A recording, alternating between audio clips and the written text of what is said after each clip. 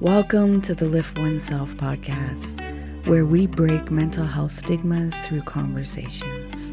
I'm your host, Nat, and we dive into topics about trauma and how it impacts the nervous system. Yet we don't just leave you there. We share insights and tools of self-care, meditation, and growth that help you be curious about your own biology. Your presence matters. Please like and subscribe to our podcast. Help our community grow. Let's get into this. Oh, and please remember to be kind to yourself. Welcome to the Lift Oneself podcast. I'm your host, Nat, and today we have a wonderful guest that she's going to bring me through a process for myself. So I'm going to be a little vulnerable and transparent in this podcast. Yet, by putting myself out there, she may have services and gifts that you will be able to access and work with her. So Lisa Tenner is with us. So Lisa, could you introduce yourself to the listeners and let me and them know a little bit about yourself? Absolutely. Um, Writing has always been, so I'm Lisa Tenner, and I'm a book coach. And writing has always been a deep part of my life. It was definitely a part of my childhood, and and yet I was kind of a slow reader. I think I was somewhat dyslexic, and and I kind of felt the message, I think, like society-wise, and my parents maybe too, like you have to do something that's practical. So I went to MIT, can't get more practical than that. But I was not a very good programmer, which is kind of the field that I chose. And, realized like it was kind of a struggle. I didn't enjoy it. I wasn't fantastic at it. I could kind of squeak by. But I just discovered other things in my first job that a lot of it was teaching and creating classes, which I loved. And eventually, though, like you, I came to a healing crisis that really opened my world. And in this healing from a chronic illness, discovered, well, went back to journaling, which I'd been doing as a child, and discovered how healing writing can be, and eventually ended up co-authoring a book, The Ultimate Guide to Transforming Anger, that was published by HCI, and we sold over 20,000 copies and got me into the publishing field. I quickly realized teaching about anger was not much fun, and I really wanted to help people get in the creative zone and write. And I thought I'd be a creativity coach, but people kept coming to me for help with their books. So eventually I realized, oh, I'm a book coach. And I was on the faculty of Harvard Medical School's CMA publishing course for over a dozen years and helped a lot of doctors, therapists, healers to write and publish their books. But I also work with a lot of coaches, entrepreneurs, moms, visionaries, spiritual folks. So a whole variety of people, and many have traditionally published. I've helped them with book proposals, and also many have self-published and won awards. And I've done both actually. So my last two books were self-published and won a bunch of awards. And we've got the, let's see if I do this right, The Joy of Writing Journal, Spark Your Creativity in 8 minutes a day. And then Breathe, Write, Breathe, 18 energizing practices to spark your writing and free your voice. So it's been a wonderful journey, and I love helping people get in that creative flow, figure out if they do want to write a book, what that book would be, but they can also write other things and just learn to get in flow with breathing, which I know you love, and other mindful practices can be movement oriented too, that help us really get in our bodies and get in that flow where it just comes and it's our best stuff. Well, I'm looking forward to this conversation because I am personally invested in this because I am in the process of writing a book, which I have said for many years. So this is like I'm using a lot of excuses. So I'd like to, walk through your process to see where my muse is and what actually the blockages are so I can, walk through that fear and feel it.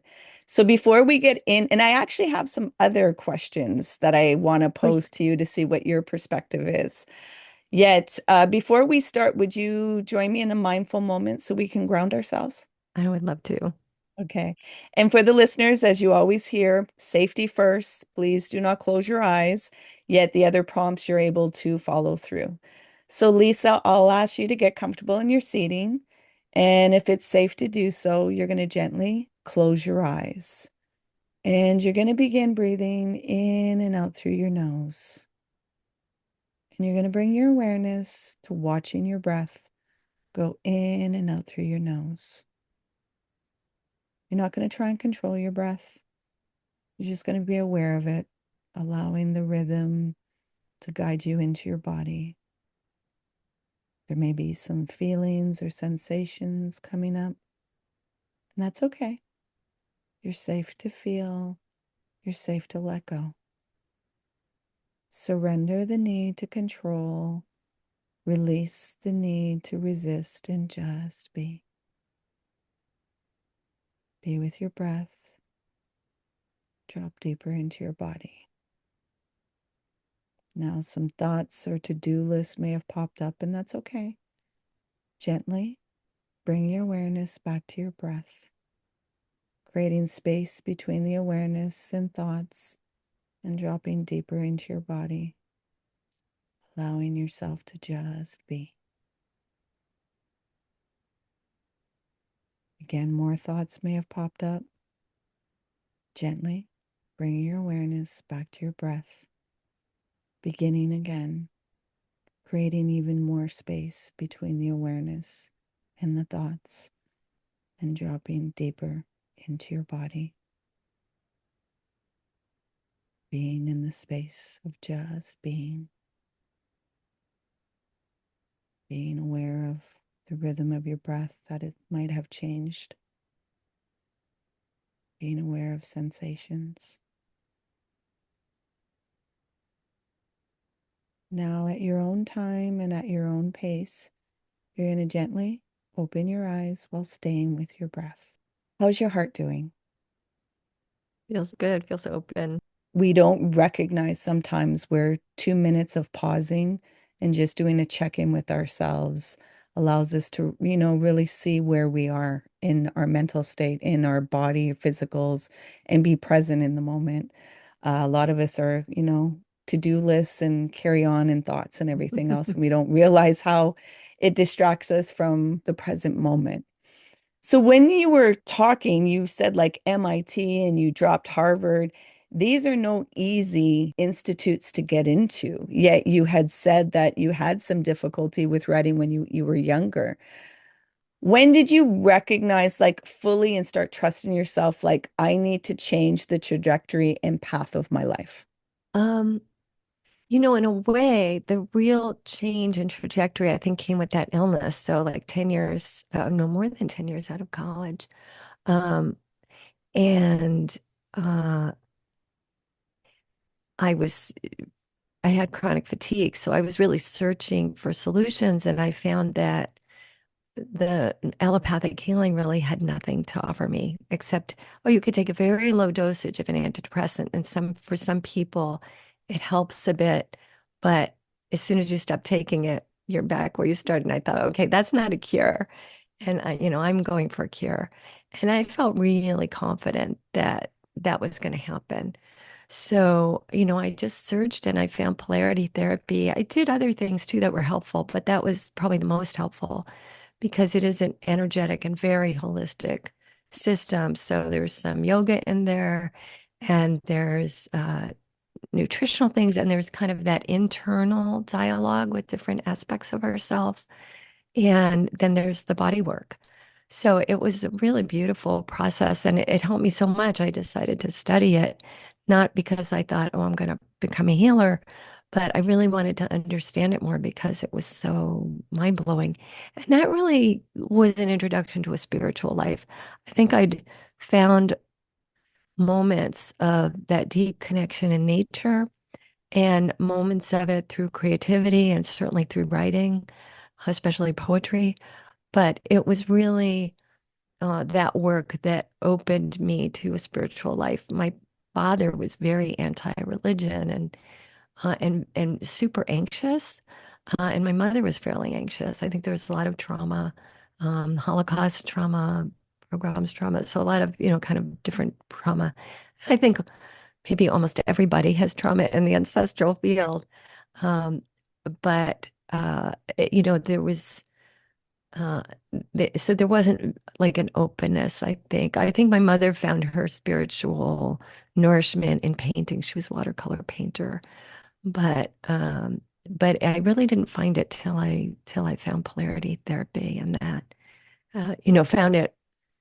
I think I found it in moments, right? But really kind of dropped into it then. So I want to ask, you said that you have a process that you help walk through people. Is this in the Breathe, Right, Breathe book, this It's process, or? actually in both books. Yeah, both Okay. books have QR codes. Let's show you real quick.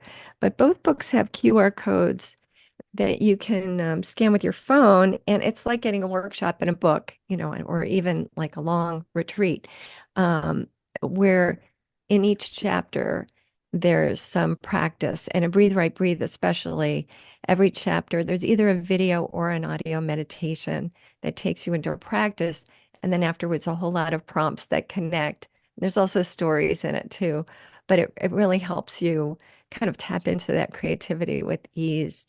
So as I said, I've been in the process of trying to write. I've been writing, Hmm. yet to my difficulty is the structure and feeling that I'm writing, yet is it writing in the way that other people would be interested, or am I just writing just to write? So that becomes conflicting where I'm writing and I know that when I speak with people, they're like, you make everything so simplified. However, it's like, but a book still needs to be engaging so that the listeners can really see themselves and feel like it's something that's digestible and relatable and everything else, Hmm. where it still keeps them engaged. So if you'd be willing to work with me right now and walk me through a process just to see where my muse is and uh just help me right now. Hmm. Okay, great. And so I'm just writing a few notes. So when we go into it, I have my notes. So a couple things I want to say, before we go into it is just to say, you have actually had beta readers read parts of your book and give you give you very positive feedback. But there's a concern, these people love me and they, want to tell me that it's good, right? And they also like have this predisposition to love it because they hear your voice in it, right? All of that. So a couple things, one is that you can ask the questions in different ways, right? So giving your beta readers a short list, and it would be good for the list to start with something really positive. What did you love? What did you like? And what do you want more of? So that gives them that opportunity right away to give you all the stuff they love. And then there's a little space for them to give you any more critical feedback. And you'll feel better and they'll feel better, right? Because it's all the stuff they love. And then, okay, and what did you want more of? So that's like getting a little bit more critical, but not really, right? It's what they want more of. But then, where did you get bored or confused? And those are really good questions. And it's not as loaded, right? It's like, what didn't you like? Where did you get bored? Where did you get confused? So they're looking for those places now where they get bored or confused. That'll be really helpful. And then just a general, what else do you want me to know? If you give them too many questions, they'll just be overwhelmed. So that's really pretty much it. I wouldn't ask much more than that unless there's specific things you want them to look for. Or can you read, this paragraph and let me know? I don't think it flows right. Something like that. And But I've when you done find that. out where they're bored or confused, you're going to find out what's not working.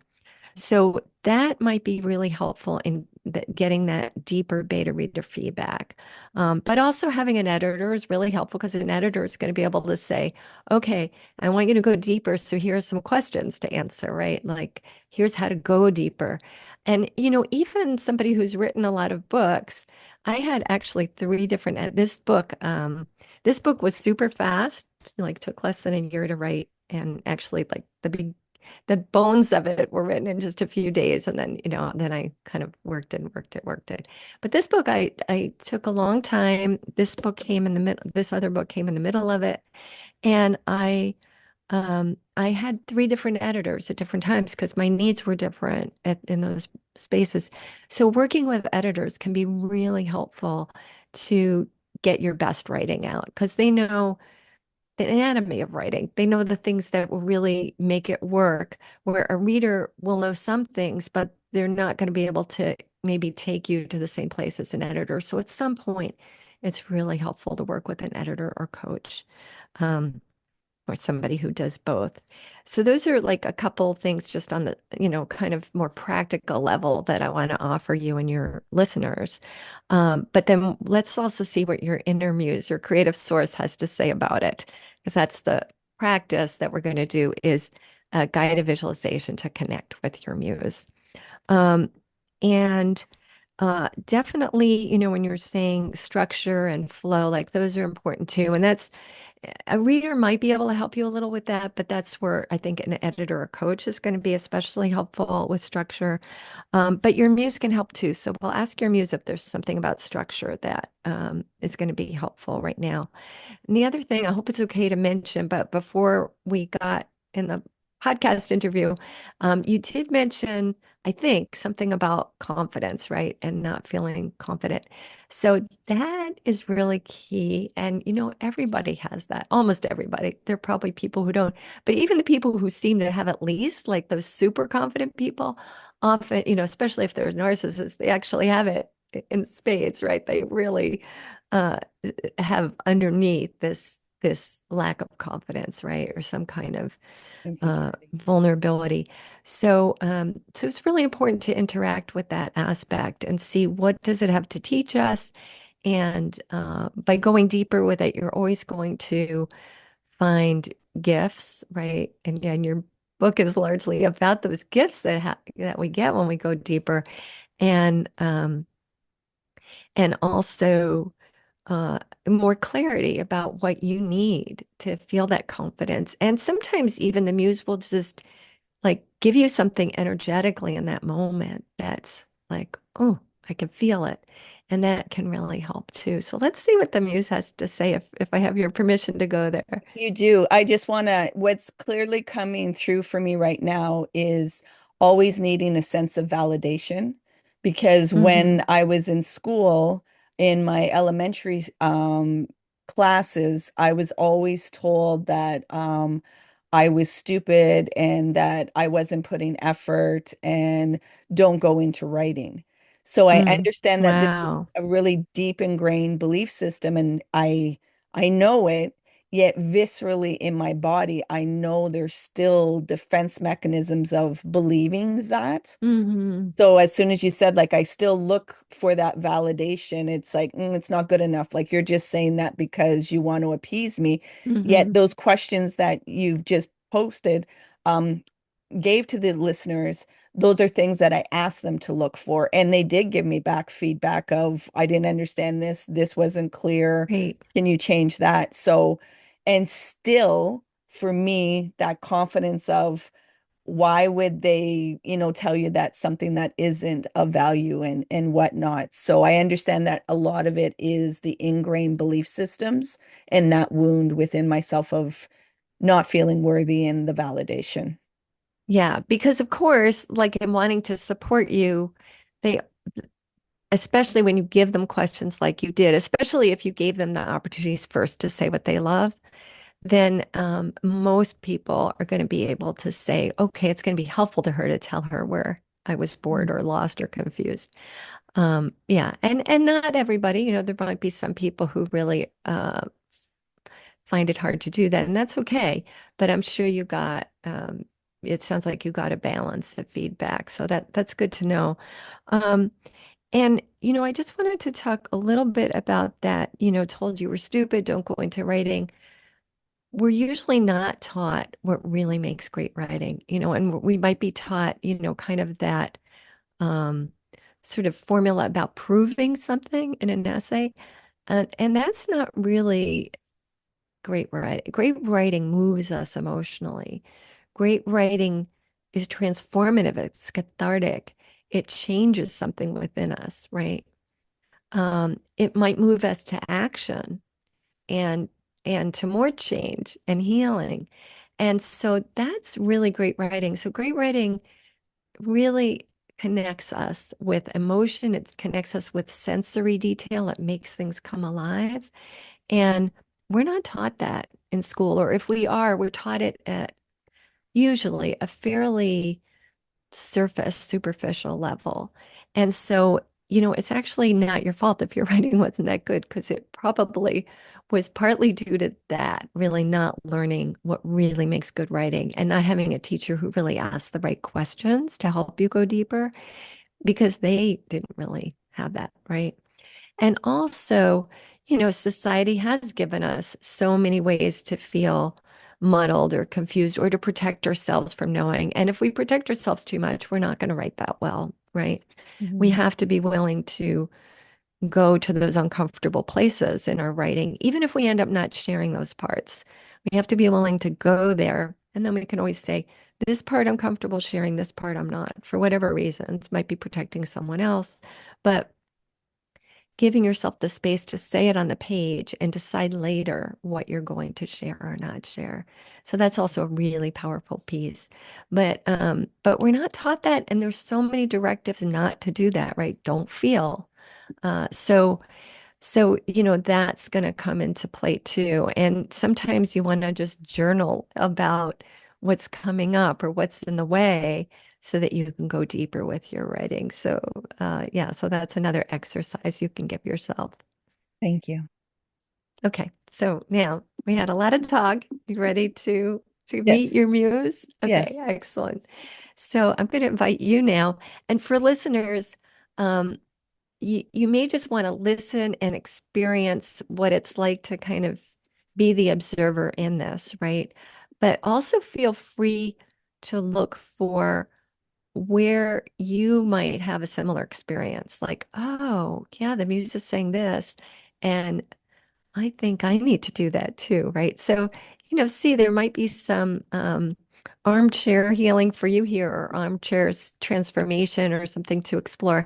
And I will give you the a link to where you can do this exercise on your own. Sometimes it is more helpful to do it with somebody because there's a safety in that, and also that person, especially if they're experienced with this, um, can ask you a follow-up question that really helps you get more clarity. So there are a bunch of reasons that can help to have support in this, but you can also often find some value doing it on your own, just listening to the more general Meet Your Muse guided visualization. So I will share that.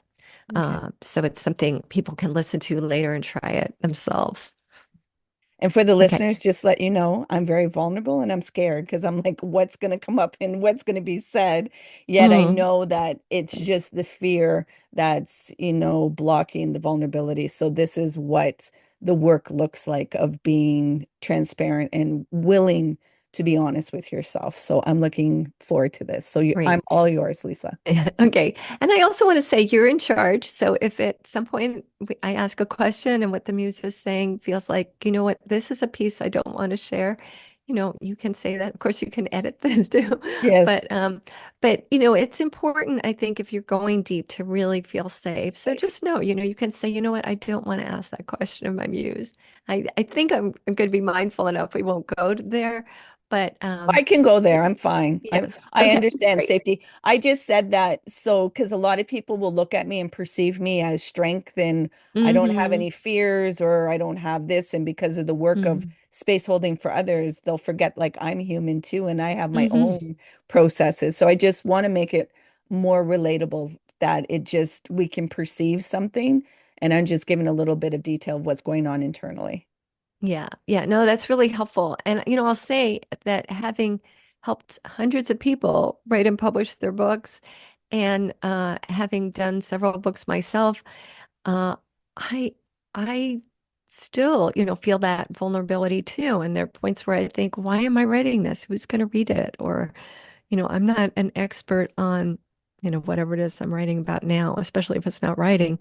That questioning doesn't go away, but it's how we process it. So thank you for modeling that Yeah. for everyone.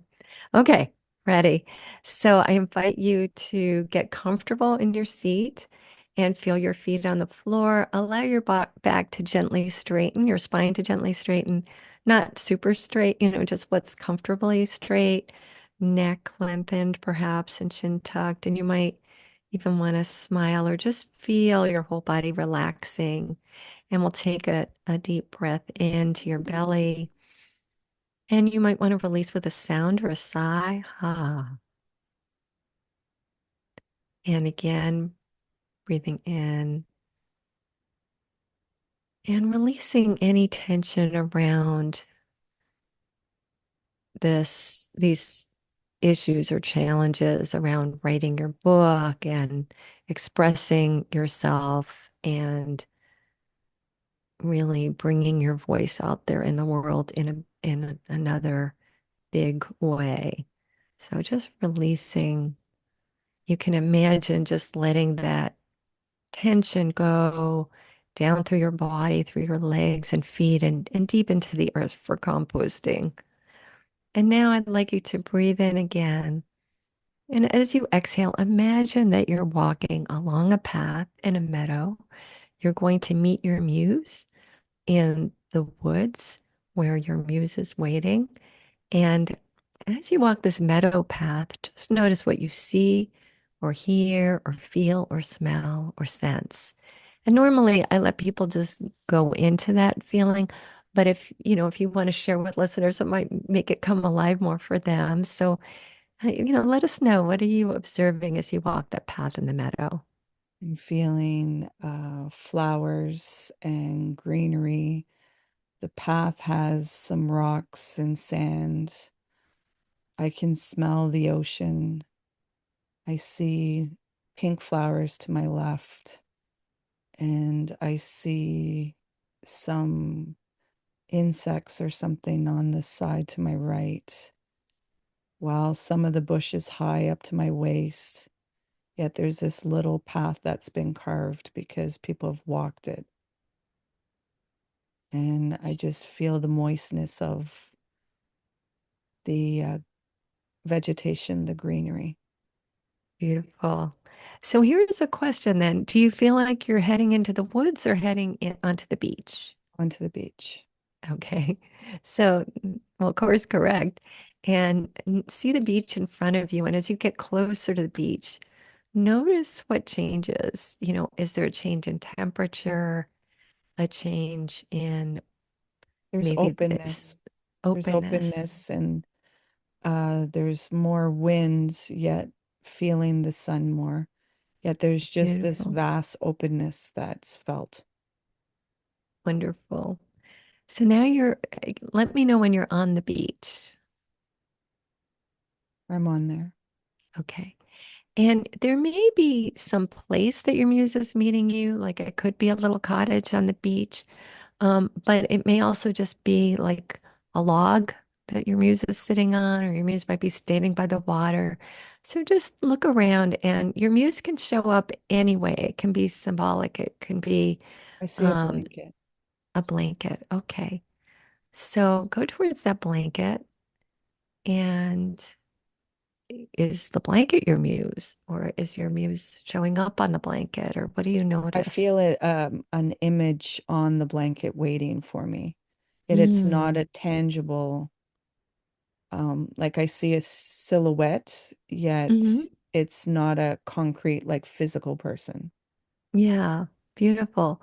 So maybe just ask inside, to that image, you're seeing that silhouette, that energy that's not, concrete. Are you my muse? Are you here to help me with these questions I have? Yeah, they said yeah. Mm, great. So let's start actually with that confidence piece and let your muse know that, you got all these messages that you're not a writer. And even when you're getting positive feedback from your beta readers, it's hard to trust it.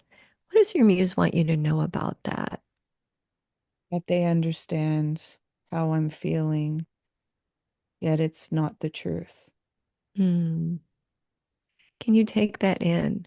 That you're not a writer is not the truth. Hmm. I am. Yeah. I So feel now ask your tears. muse, what is the truth then? If that's not the truth, what is the truth? That there's wholeness, that there's worthiness, that there's delight, and that I'm amazing just the way I am. And ask your muse, am I a writer? They said, yeah. So let's take all of that in, that you're amazing, that you're a writer, all the things your muse said. Take it in.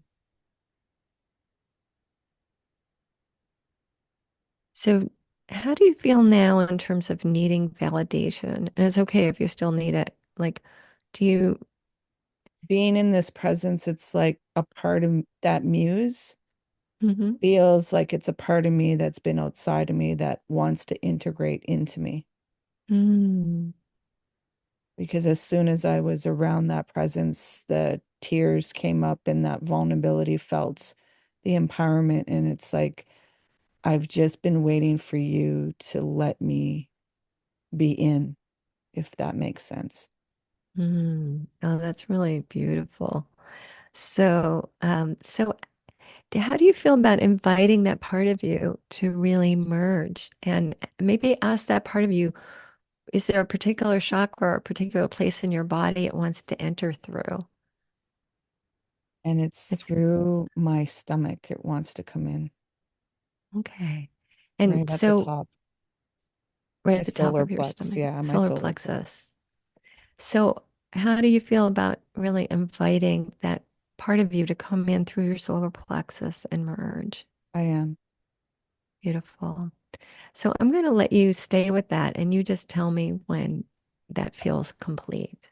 It's in there, and I still can feel the doubt of the nervous system of my perception of, oh, this is all nice and good, yet you'll still get hurt. You'll still have pain.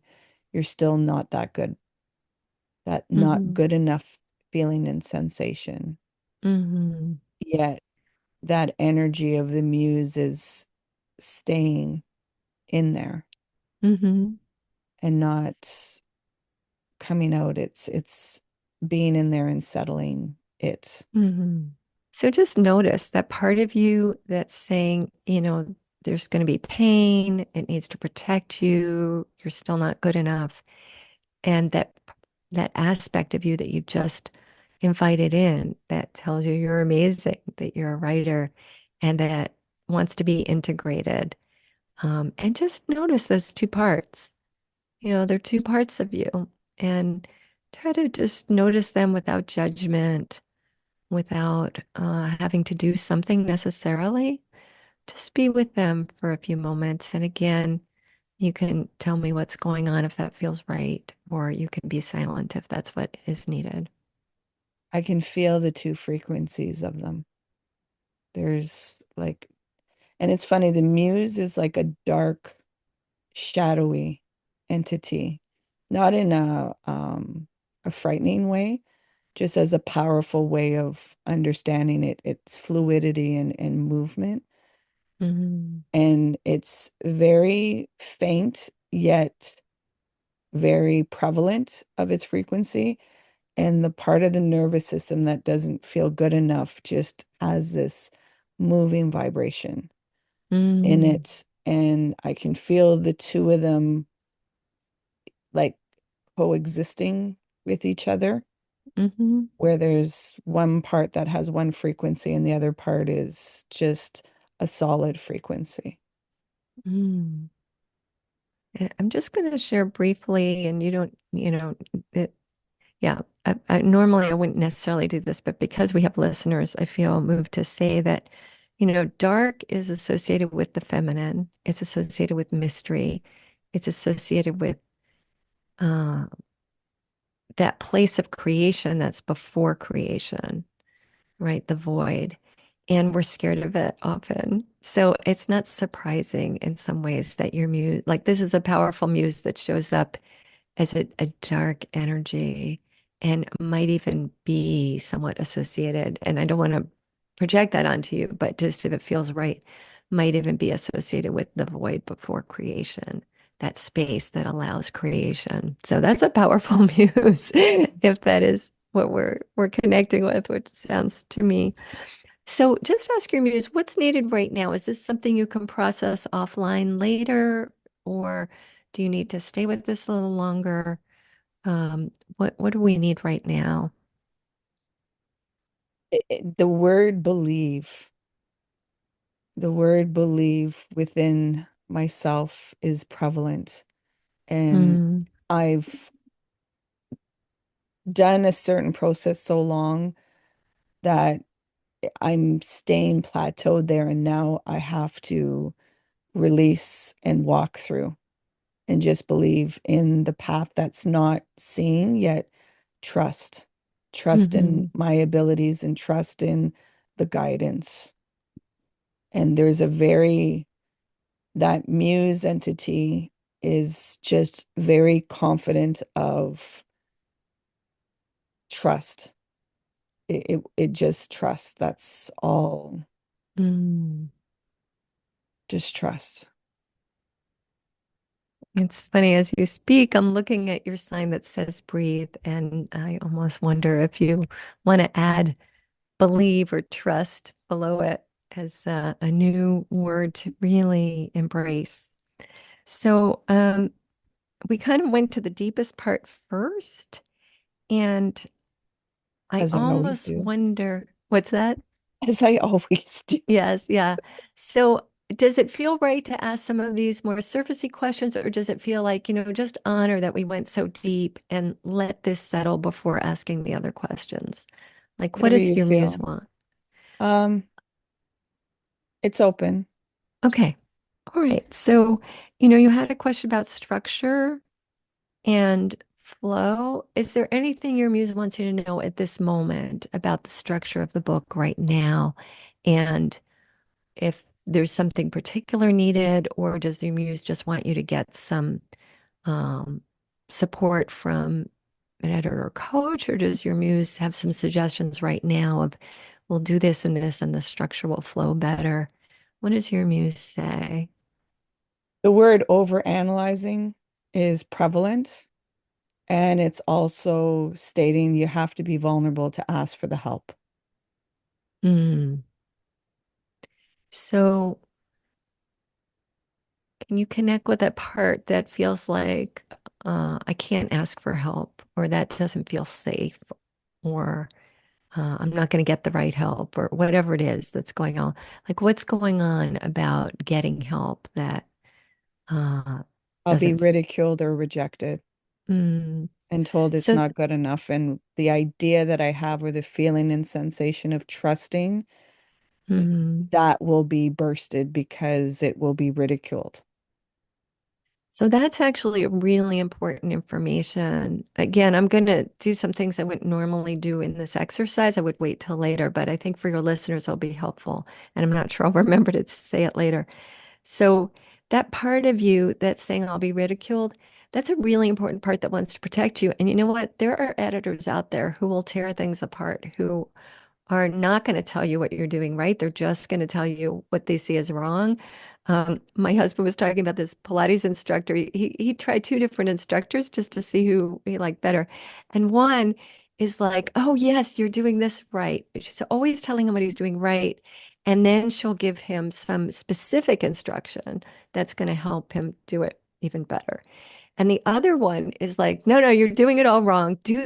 And she tells him what to do without actually showing him or going into the detail. And you know, it's worse than useless, right? It actually hurts. So your inner protective mechanisms are actually going to be really helpful in finding the right editor or coach, because you want to give yourself permission to say, oh, this is not the person for me. And there'll be red flags immediately. I think you could probably even feel energetically when somebody is a critic and they're not actually helpful. And sometimes we hire people like that because they remind us of a critical parent or a critical teacher we had. They're kind of um, there's a part of us that wants to complete that cycle and heal it. But that's not going to be the person you want to work with on your book, right? Actually firing them or not hiring them in the first place would be the healing instinct. So I feel quite confident that you're going to be able to find the right person. Um, and you can see how that feels in your body. Like, oh yeah, maybe I can find like there are people out there who are going to be wrong, but I'm going to know who they are and I'm going to know who's right. And then if I turn out to be wrong about that, I'll fire them, right? Like just allow yourself that permission uh to to fire somebody who's not good for you, or that permission to say, "Oh, I thought I was going to hire you and I'm not. Sorry." Right? So just like notice that and then ask the muse, what does the muse want you to know about this? The muse wants that I have to feel my own emotions, that the part that gets personalized, it's just simply I'm not feeling my deep vulnerability, and everybody's going to have a perception. Hmm. Yet, just because somebody doesn't agree with me, it doesn't mean that I'm wrong or they're right. It's just at times we see things in a different way. Hmm. So it's being able to mature the part that feels so inferior when I get something wrong or that it doesn't align with somebody else, that I can gently just release that and recognize, okay, that's okay. Yet not Hmm. have to prove or not have to minimize myself because it feels so crippling and debilitating that something was rejected by somebody. Yeah. So I'm going to step out of this like guiding role for a minute to teach something because I think it'll be helpful to your listeners. But you stay with your process. But and it might be helpful to you too. Is I used to have a money coach actually who would say, "Let your feet freak flag fly," and she said, if you're not repelling people, you're not doing a good job. And I think that's true. Like our people. Uh, recognize us as, oh, she's for me, he's for me, they're for me. They recognize this is somebody who has something to teach me. This is somebody who is going to be a good guide for me and a healthy guide for me. And if you are, and they're going to be people where it's just not a match. It's not even like they're they're a bad guide, right? It's more like they're not for you. They're And so, you as a guide now, right, and who's writing this book about healing, uh, there are going to be people who resonate with that message and resonate with the steps you took, and there are going to be people who need their lessons in a different way, or they need different lessons. And so it's good to repel those people because actually you probably can't help them. They're not like the way you're offering the message, it's not really the way they're made up. They have a different makeup and they have a different way of learning things. So it's actually great when you're repelling people because it's like, okay, I'm really authentic in my voice, and some people know right away this is for me, and other people know, oh, this is not for me.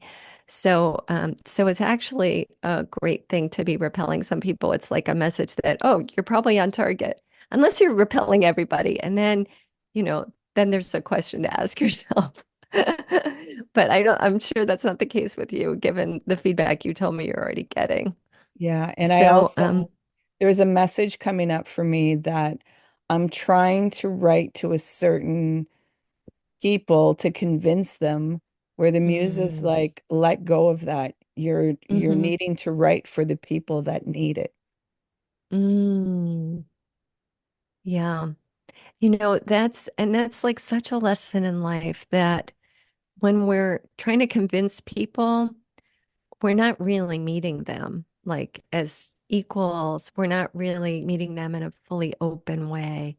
And so it is an invitation from your muse to, uh, yeah, drop in deeper and meet people in that place of you're open, they're mirroring that, and they're open, and uh, and it's an invitation, right? Rather than let me convince you or let me convert you. So that's a beautiful message from your muse. Um, So let's just see, is there anything else your muse wants you to know before we bring this process to a close? I feel irritation Mm. of being stuck somewhere where it's like, why are you still here? Like not being seated fully in the power. So your muse is irritated with you, or it's Oh, something like irritation. yeah, like a little bit of annoyance. Like it's patient, yet it's like you're stuck somewhere that you don't need to be. Yeah. So ask your muse, like, does it have a little key to give you to turn that, unlock that door, or does it have some practice it wants you to try, or I just get the message that I have to step into it. hmm No one can do this for me. It's I have to yeah. step into it. And what does stepping into it look like? Um, Accepting myself and just revealing the teachings and the gifts and trusting. Just take action and no longer hide behind closed doors. Allow yourself to be open and exposed. So what goes on inside you when you hear those words, when you It's take it in? truth. Hmm. And then I search for the part that's trying to hold me back so that Mm. I can meet it and let it know that it's safe. Hmm. Yet parts of me then scream of the pain that I've experienced in life and not wanting Hmm. that to happen again. Yet I Hmm. also meet it with, yet everything that we've experienced, we're still here with resilience and capacity. Beautiful. So do you want to this is something that, right, is going to take some time. You're probably going to want to return to this space of um, that internal dialogue and that internal integration. And there might even be some um, symbolic act, like you might find a rock on the beach or something you want to like place near your place where you write, or something that symbolically, will help you, or you might even have like a rock for, a dark rock maybe to symbolize the muse, and a shell to symbolize the part of you that's protective. And, you might just find some symbols to gather and place in your writing space, and as a reminder to check in with those parts.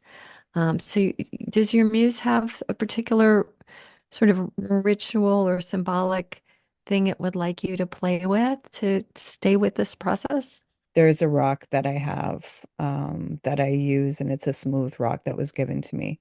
So Mm, whenever I feel ungrounded, it's just feeling that and rubbing it and getting back in my body and allowing that creativity and reflection to come out.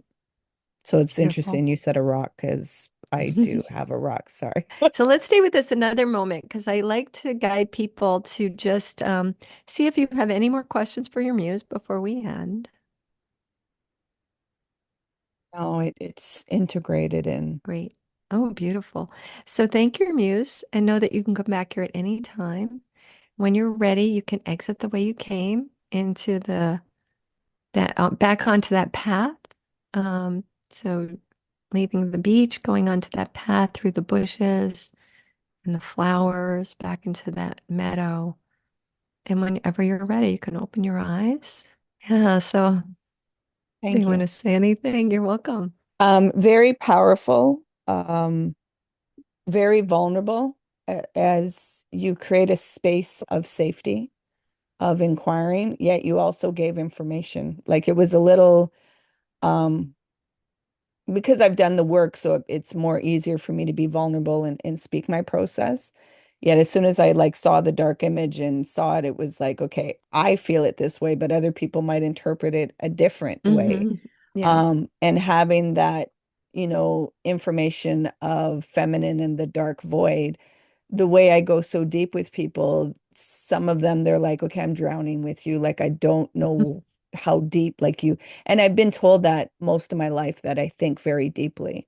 And some of it I'm Hmm. like, this is beyond what I can grasp in my lived experience as a Hmm. human, that there's just a knowing in creation and whatnot. So, and just the openness of asking questions. And like I said, I was tearing up and I could feel the vulnerability. So the power of that. And I could feel my nervous system and my legs ringing. So it was like the integration and the feeling and being honest.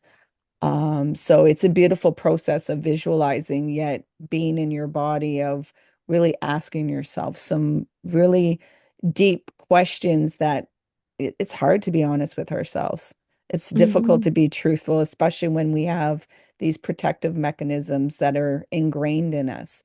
Hmm. Yet, once we can allow safety, as you started this process, there's such a powerful honesty in that.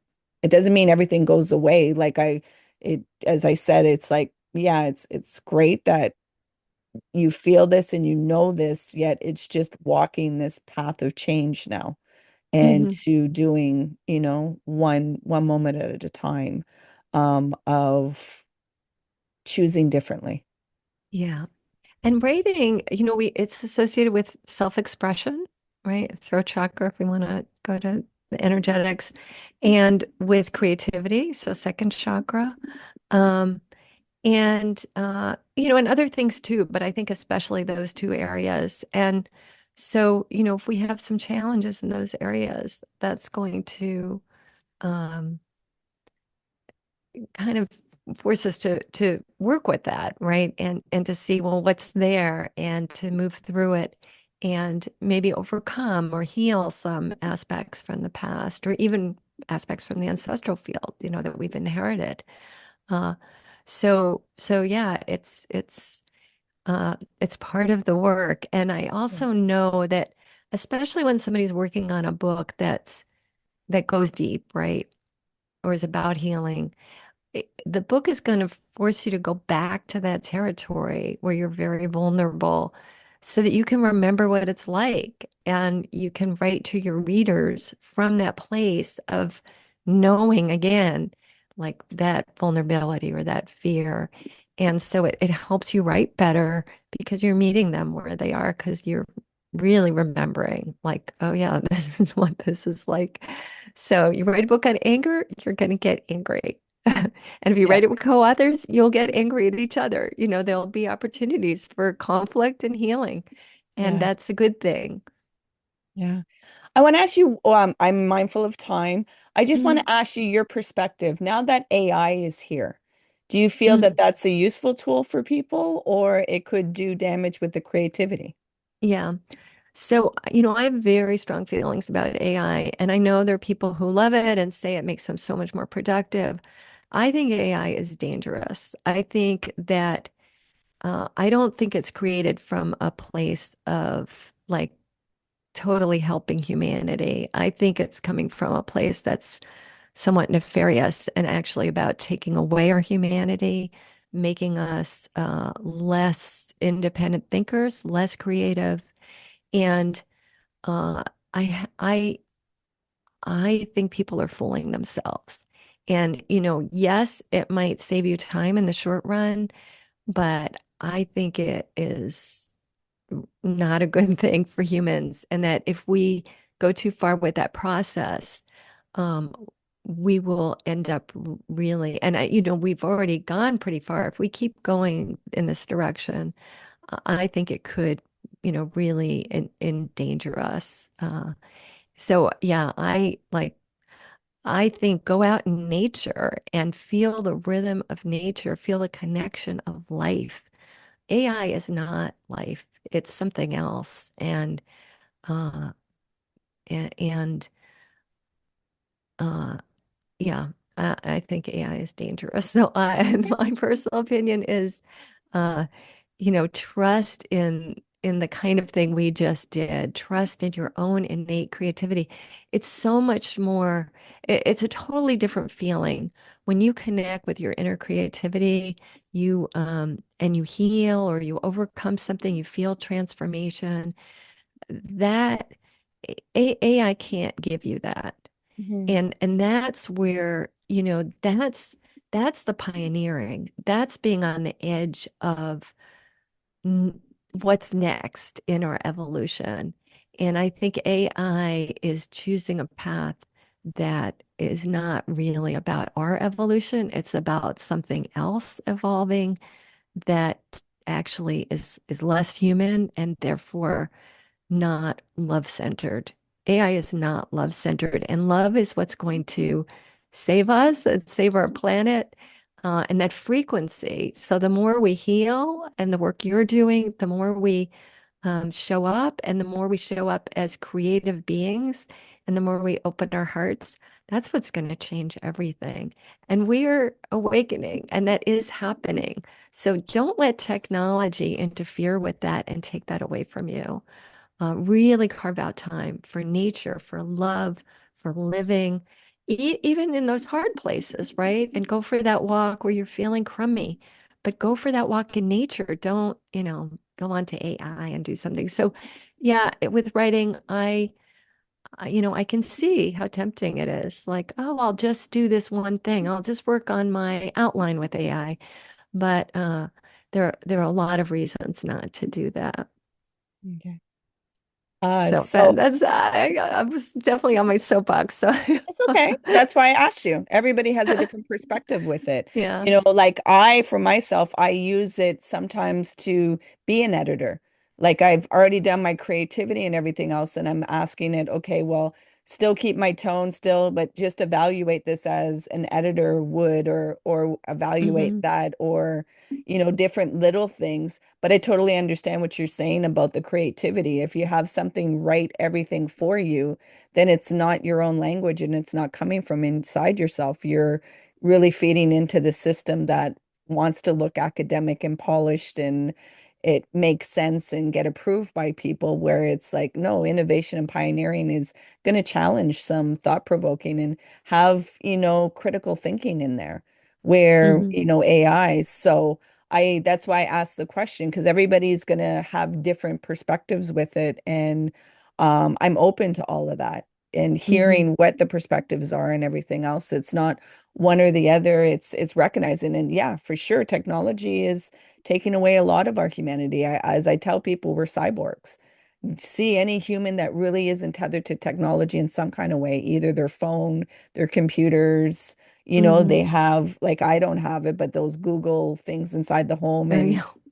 all these different things that you don't realize, like, it's depleting some of that humanity aspect. It Hmm. does save time, but there's some things that you lose out on skills to be human. So Hmm. it's something of a big dialogue, and that's why I just asked it, so that Yeah. it's something that could be discussed and not try to hide away from it. It's like, let's see where this is, and how do we, move into this space, because it's rapidly changing a lot of things with Hmm. its induction. Like, it's been here a long time with governments and Hmm. everything else, but Sure. then when it gets out to the public, it goes wild. So it's just being, aware of the humanity, which is very important, and that's in the base of always my conversations also.